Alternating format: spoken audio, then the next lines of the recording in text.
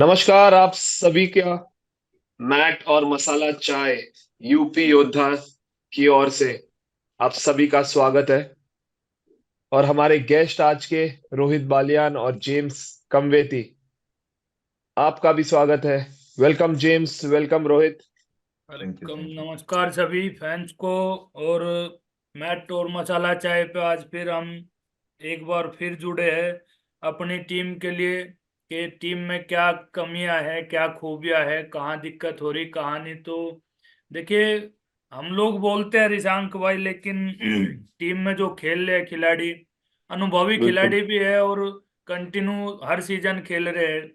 तो उनसे शायद वो लोग हमारी बात सुन भी रहे हैं कि नहीं सुन रहे, लेकिन सुननी चाहिए। सुनेंगे तो कहीं ना कहीं उनको बेनिफिट मिलेगा। कहीं ना कहीं हर एक मैच में उनकी थ्योरी और उनका प्लान सक्सीज हो रहा है और वे काम भी करके आ रहे हैं। किसी भी खिलाड़ी को चेंज करते हैं तो वो अंदर आके अपना पूरा काम करके चले जाते हैं।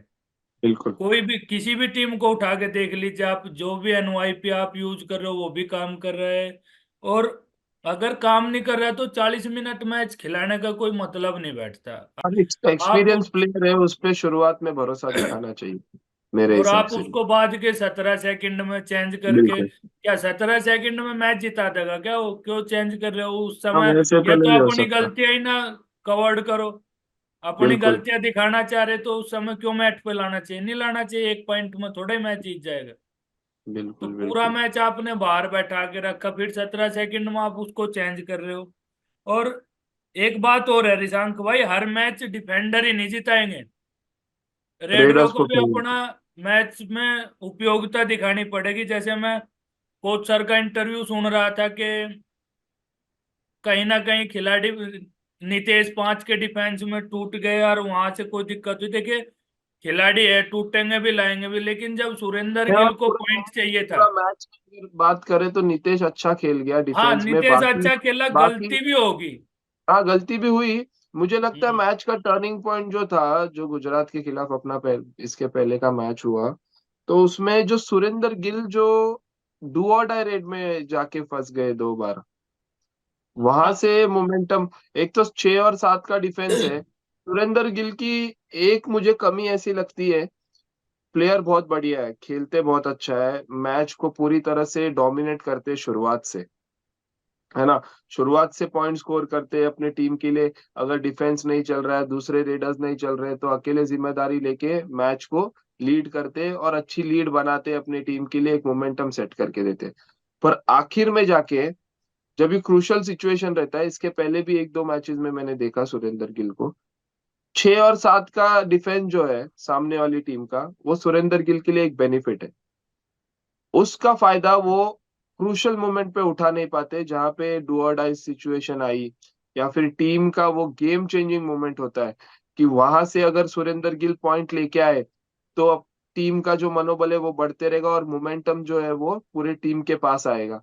तो वहां पे पिछले मैच में मुझे ऐसे लगा कि सुरेंद्र गिल हालांकि पूरा मैच अच्छा खेले, पर वहां पे एंड में जाके वो जो टैकल हुआ उनको, वो डू और डाई रेड में, उसके बाद से प्रेशर बनते रह गया, क्योंकि शुरुआत से ही सुरेंद्र गिल अकेले डोमिनेट कर रहे थे।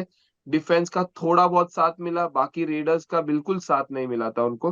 तो single handedly one man show खेल रहे थे, उसकी तो तारीफ करना चाहिए हमें।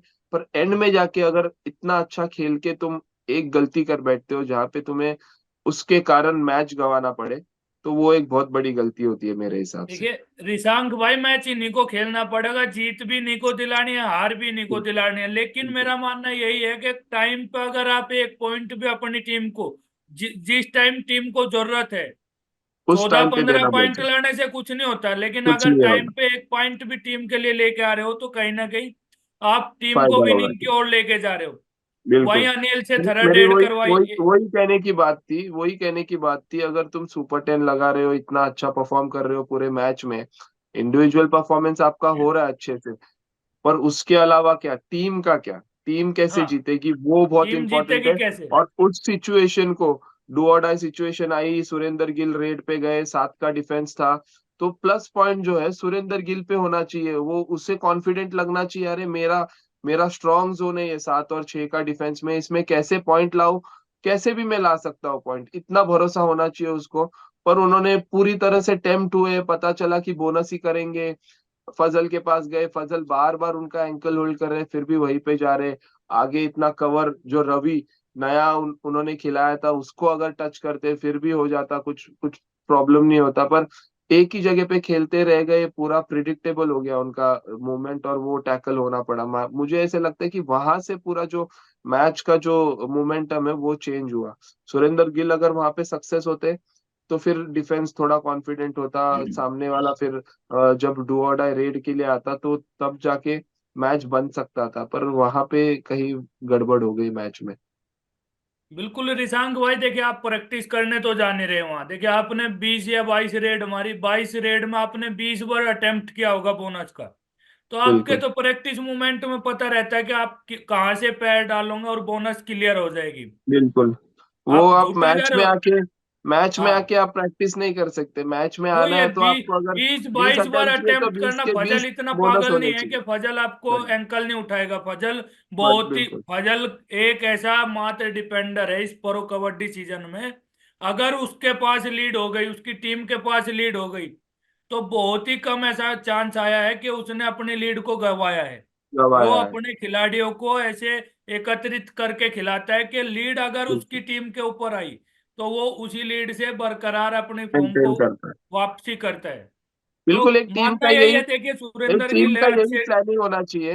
हाँ। रोहित ने बहुत अच्छी बात कही, टीम का सबसे इम्पोर्टेंट प्लानिंग यही होना चाहिए कि शुरुआत में देखिए यू मुंबा जो टीम है, अभी अभी जितना मैचेस खेली है, पिछला 3 मैच वो जीत के आई।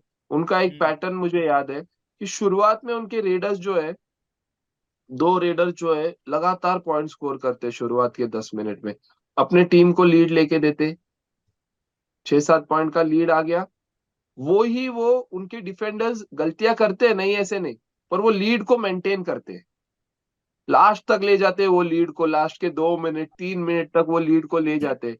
वैसे ही गुजरात की भी बात है, फजल भी वही करता है। अगर 5-6 पॉइंट का लीड मिल गया तो हाँ। डिफेंस को मैं पूरी तरह से जिम्मेदारी लेके खेलता है। उसको पता है दूसरे डिफेंडर अगर गलतियां करेंगे, पर वो खुद वो टैकल करके वो गलतियों को सुधार लेगा। वैसे वैसे होता है सिचुएशन।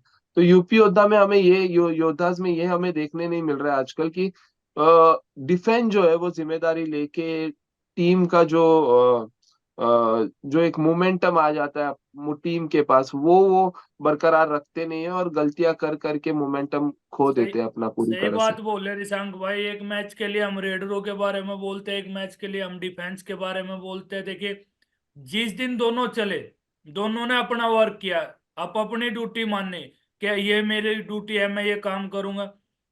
नीतीश कुमार ने इतना अच्छा मोमेंटम दिया था सुपर टैकल मार के। अगर एक भी रेडर उस समय, देखिए कोच की भी ड्यूटी बनती है, कोच सर की भी, कि आप अनिल को बाहर निकालो, उससे क्यों बाहर थर्ड रेड निकाला, करा रहे। बिल्कुल उससे आप एक थर्ड रेड रेड, करवाई, थर्ड वो रेड विजय मलिक उसकी से करा मूवमेंट के ही नहीं फिर हो रही अंदर है फिर डाल दो। से। यही तो बात है कि एक सब्स्टिट्यूशन। मोमेंटम मिल गया तो बस मैच खत्म। वहीं एक बिल्कुल मोमेंटम की बात पूरे होती मैच है। में मुझे ऐसे लगता है सब्स्टिट्यूशन जो थी वो सही तरीके से हुई नहीं कुछ। मुझे लगता है क्यों ऐसे, मतलब जब जब मूवमेंट बना था, मतलब अगर सुपर टैकल हो गया है उसके बाद प्रदीप को भी आप अंदर ला सकते थे या फिर विजय मलिक को भी आप अंदर ला सकते थे। पर उस समय उन्होंने लाया नहीं, वो वेट किए उन्होंने, फिर से डिफेंस ने गलती की और वो लोना और गुरदीप गए थे आखिरी रेडर, उसको भी अगर चेंज नहीं किए तुमने, वो गए रेड पे। गुरदीप जैसे डिफेंडर रेड पे जा रहे हैं, अगर आप रेडर नहीं उतरा रहे हो तो फिर वो एक बहुत बड़ी गलत बात है। तो थोड़ा बहुत जो चेंजेस जो किया था वो भी मुझे लगता है कि सही एक तरीके से हुआ नहीं मैच में। एक छोटी बात और बोलना चाहूंगा। देखिए अपने मैनेजमेंट को या अपने कोच सर को, अपने खिलाड़ियों को, देखिए प्रदीप को अगर आप इतनी बार सब्स्टिट्यूट करते हो ना, तो प्रदीप अपनी परफॉर्मेंस नहीं दे नहीं पाएगा। या देखा। तो प्रदीप को आप बाहर ही रखो। अगर प्रदीप को आप 40 मिनट मैच खिलाओगे तब आपको प्रदीप परफॉर्मेंस दे पाएगा, न कि प्रदीप को गलती कर रहा है कोई आउट प्रदीप, गलती कर रहा है कोई आउट प्रदीप। अरे प्रदीप नरवाल एक बहुत बड़ा चेहरा है आपके पास, प्लेटफॉर्म आपके पास अगर ग्राउंड में भी खड़ा है ना, तो दूसरी टीम के लिए लगता है कि प्रदीप नरवाल खड़ा हुआ है। है उसको या तो बिल्कुल। आप 40 के 40 मिनट मैच खिलाओ, या आप उसको सब्स्टिट्यूट कर रहे हो, तो कहीं ना कहीं उसकी परफॉर्मेंस पे डाउन जा रही है। अगर आप उससे 40 मिनट रेड करा के उसकी परफॉर्मेंस रिटर्न लेके आना चाहते हो तो उसको 40 मिनट खिलाओ, और आने वाले मैचों में आपको वो परफॉर्मेंस देता हुआ दिखाई देगा। ये मैं अपने मेरा एक्सपीरियंस है और मेरा मानना भी यही है। नहीं, मुझे भी ये सही बात लगती है क्योंकि इतने बड़े खिलाड़ी है।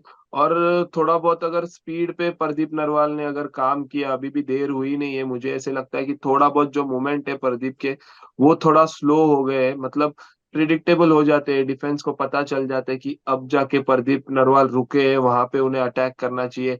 ये फुटवर्क के बाद वो एक पॉज लेते हैं, वहां पे उनको अटैक करना चाहिए।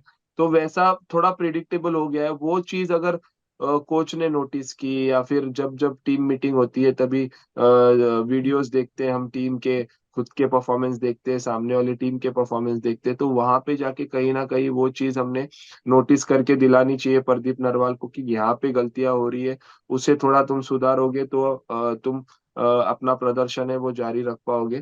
कि बार बार उन्हें चेंज कर रहे हैं, सब्स्टिट्यूट कर रहे हैं, उसके कारण शायद से उसके दिमाग में वो प्रेशर बना है कि मैं सब सब्स्टिट्यूट हो जाऊंगा अगर मैंने टैकल हो गया या फिर कुछ हुआ, तो वो डबल माइंड से रेड में जाते हैं, तो वहीं पे जाके वो टैकल हो जाता है उनका। James. James, Yeah, merry yeah, yeah. Christmas brother. Merry Christmas to you too. Are you really celebrating? So what do you think about the match versus Gujarat Giants? How was it? What are your thoughts on it? Hmm. The match against Gujarat was an easy game for us. It was very easy to win. We had it in hand. First half, we controlled the game. We were ahead with 5 points. 22nd minute, we were ahead with 6 points. It was a very, very easy match for UP to win. But they made it so difficult. I don't know what happened. But I guess we have a problem with controlling our lead. So we have to work on second half. We play really well in first half and lose focus in the second half. We need to do Yes. something about it. We have to start training for the second half now because first half we have control over the game. We have the lead. Everything is perfect. The defense Yeah, is that's what imperfect. James. Raiders will give you lead in the beginning of the match, and it's Mm. the responsibility of the defenders who have to maintain that lead. So we are lacking over there. I think the defenders are leaking a lot of points in the Mm. crucial situation at this crucial moment. So I think that's the biggest problem in our team. We have to improve on that because when the Raiders are bringing points and defense is not protecting the points, there is like a conflict. Yeah, you go for the points are not protected by the defense. The Raiders lose the psyche and also the confidence comes down. And Yes. also we have to motivate a young player, a player like Anil. Anil lacks self-confidence in the match. Yes. No, he's Yes. not playing like other star raiders. He's playing like Yes. NYP. I don't know why. That's a really big problem. He has to come in and play like Surrender Gill will play, Yeah, play like if he has been given a Narwal. responsibility, he has been added in the team playing seven. So it's a Yeah. big responsibility for Anil Mm. to show the performance on the mat. He's not a raider. He's not a star raider who can go simply and Mm. come back with an empty raid. He has to Yeah, prove himself in every raid, every chance he has given. He has been given. So I exactly. think Anil was lacking in in that situation, and many a times we have seen Anil going for raid and just doing an empty raid and coming back. So that was not good signs for the team. So he should be left to play freely. Anil is a really good player. I've seen him play, I've seen him train. He can really do great. He can do better than what he did. So they should let him play freely, play like any other player. He should try and look for points, not being instructed to just go and take success and come back. No, he should go there and try. If he doesn't get the point, we'll understand. Yeah, because it's his responsibility. He has to bring Right, points. right, Deep right. is not on the mat. Surrender Gill is not on the mat. Everyone is counting on him. But what does he do? He goes, get success, and then come back. The other Raiders, they come, take points, and then they go back again. You see? So it makes it really difficult for us to keep up the pace. You know, Yes. the opponent get points, we don't get points. The only points that we are relying on is defense, and getting a point on defense is really difficult. So we have to get that support from all the three riders in the match. Yeah. And Yes. also when they bring in Vijay Malik, I think Vijay Malik also lacks the flexibility he had last season. He seems to be a little bit stiff. I don't know if he's suffering maybe suffer some form of injury. I don't know, but he doesn't look to be in good form. Yeah, yeah. So His I think the speed is lacking. I think he's not that yeah, fast. The flexibility is very slow. The movement is very slow. His footwork is very slow. So I think there can be some kind of injury, but not some major injury, I could say. But if mm, he will be given more chance to play, I mm, think he'll mm. come back in that rhythm and he'll get the momentum how to score points. That's right. I'm hoping it will be very soon because at the moment we are poorly placed on the point table. Yes. We are poorly placed, so we have to do something about it, and we have to do it very, very soon. And Mm, the home leg is very, very important. Like the teams who have done good in their home mm, leg, they are very mm, strong mm, on the points table. So I think in every season, I say this: any team, if they win their home leg, all their mm. home leg matches, they Yeah, will 100% qualify for the playoffs. So I think UP Yodhas have to uh, take charge now, and they have to perform and play this four matches in their home. They have to win all of it. I think. yeah. We are lucky we have 4 matches, so we can do something about it, and it can change our placement on the table. So we have to prepare adequately because we don't have even much time. On 29th, the matches will be starting, so we have to make good preparations. And Right. everyone is expecting a lot from the home team, definitely. So the action has to be magical. Yeah, they have to do everything to win the 4 matches so that we can also move on top of the table. With that, I think the season will run smoothly. But if we make any blunder, it will cost us because at the moment we have only won 2 matches out of 7. That's not too good for us. So we have to Yes. add at least we need the W's. Yeah. Right. Right. Right. Um, Okay, James. Rohit. हाय गुरु, हाँ जी।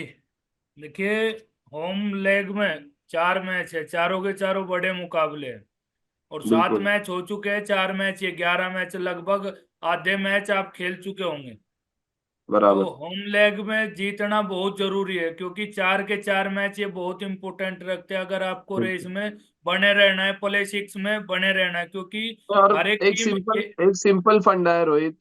हाँ, अगर home leg के चारों match जीते तो हाँ, मेरे हिसाब से यूपी योद्धा 100% क्वालिफाई हो जाएगी प्लेऑफ्स के लिए। मतलब मेरा अंदाज ऐसा है, मतलब मैंने जब जब देखा है, जिस जिस टीम ने होम लेग में अच्छा करके दिखाया ना, वो टीम हमेशा क्वालिफाई होती है प्लेऑफ्स के लिए, क्योंकि उसके बाद एक मोमेंटम बन जाता है। क्योंकि होम लेग जो है हर एक टीम के लिए बहुत बड़ी चुनौती होती है, क्योंकि 4 मैच खेलना होता है, 2 मैचेस बैक टू बैक खेलने हैं, फिर उसके बाद एक दिन का रेस्ट होगा, फिर वापस बैक टू बैक मैचेस होंगे, या एक दिन के बाद रेस्ट मिलके मैचेस होगा। तो लगातार मैचेस होते ही है, वो हफ्ते भर में तुमको 4 मैच खेलना है। तो वो एक बहुत बड़ी चुनौती होती है किसी भी टीम के लिए, प्लेयर्स के लिए भी, क्योंकि फिट रहना होता है, इंजरी से बच के खेलना होता है, बहुत बहुत सारी चुनौती होती है।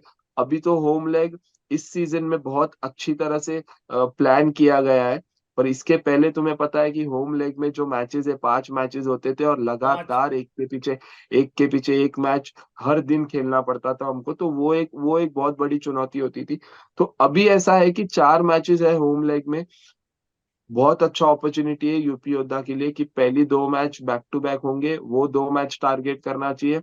उसके बाद तुम्हें रेस्ट मिलेगा, फिर तुम खेलोगे मैच। तो प्रॉपर दो बाकी के 2 मैचेस है वो रेस्ट के साथ तुमको खेलने मिलेगा, पर पहला 2 मैच है वो बहुत ज्यादा इंपॉर्टेंट है, और वो अगर जीतने में कामयाब रही यूपी योद्धास की टीम, तो मुझे लगता है कि प्लेऑफ्स में अपनी जगह पक्की हो सकती। हाँ, क्योंकि होम लेग का बहुत, एक तो होम ग्राउंड की सपोर्ट, और हम्म। सब आपको देखने आते हैं, सब आपके आपसे चाहते हैं, आपसे बहुत उम्मीदें होती है सबकी। और अगर आप ये 4 के 4 मैच जीतते हो तो कहीं ना कहीं ऋषांक भाई आप सही बोल रहे हैं कि आप प्ले ऑफ में जाओगे। लेकिन अगर कहीं भी चूक होती है, क्योंकि चूक होनी नहीं चाहिए, मेरा मानना तो ये है, अब आपको करो या मरो की स्थिति है, आपको यही जान झोंक देनी चाहिए अपनी।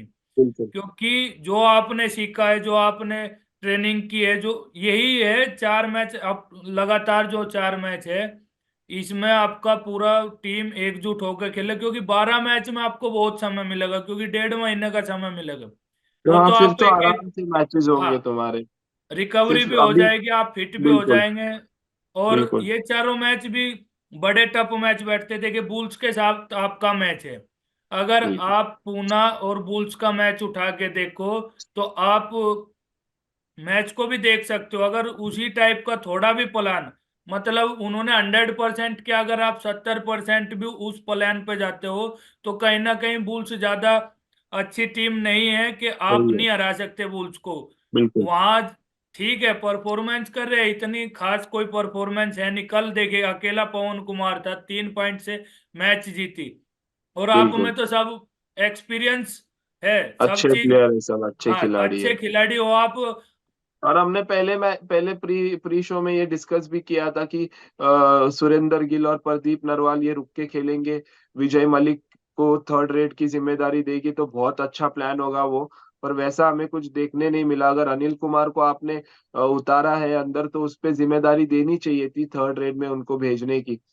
क्योंकि बार बार अगर तुम्हारे स्ट्राइक रेडर को थर्ड रेट में भेजोगे, हालांकि सक्सेसफुल होंगे वो, पर बार बार शुरुआत से ही भेजोगे तो एक प्रेशर बन जाता है बाद में, आखिर जाके वो एनर्जी डाउन हो जाती है स्ट्राइक रेडर की भी। तो मुझे ऐसे लगता है कि जो नए खिलाड़ी है, अगर विजय मलिक को देंगे तो विजय मलिक बहुत ही शातिर रेडर है, उनको पता है कि पॉइंट कैसे लाना है वैसे सिचुएशन में।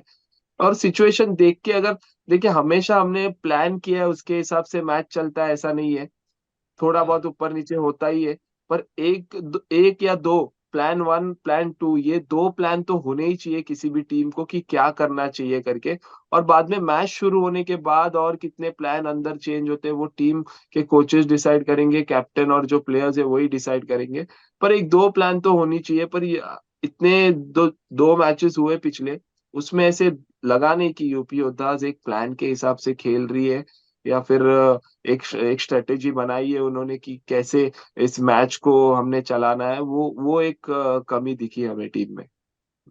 टीम एक एकजुट होकर खेलेगी। और पहला मैच बहुत ज्यादा इंपॉर्टेंट है बेंगलुरु बुल्स के साथ। मुझे ऐसे लगता है एक एक मैच हमने टारगेट करना चाहिए। 4 मैचेस हालांकि है हमारे होम में, पर एक एक मैच करके हम अगर टारगेट करेंगे तो कामयाबी मिलना बहुत अनिवार्य हो जाएगा अपनी टीम के लिए भी। और मुझे लगता है कि टीम अपना अच्छी तरह से परफॉर्म कर पाएगी। तो मैं हमारे सभी फैन से यही कहना चाहूंगा कि 29 दिसंबर से 3 जनवरी तक यूपी योद्धा का जो होम लेग है वो नोएडा इंडोर स्टेडियम में होने वाला है। तो कृपया करके आप अपना टिकट्स बुक कीजिए और यूपी योद्धा का जो मैच है वो देखने आइए, टीम को सपोर्ट कीजिए। प्रदीप नरवाल खेलेंगे, नीतीश कुमार रहेंगे, सुमित, आशु, बड़े बड़े स्टार प्लेयर जो है उनको देखने मिलेगा आपको। और जहां पे भी आपको अगर पॉसिबल होता है तो नोएडा इंडोर स्टेडियम में जाके वो मैच जरूर देखिए। और अब यूपी योद्धा टीम जो हमारी टीम है उनको सपोर्ट कीजिए। बहुत बहुत धन्यवाद।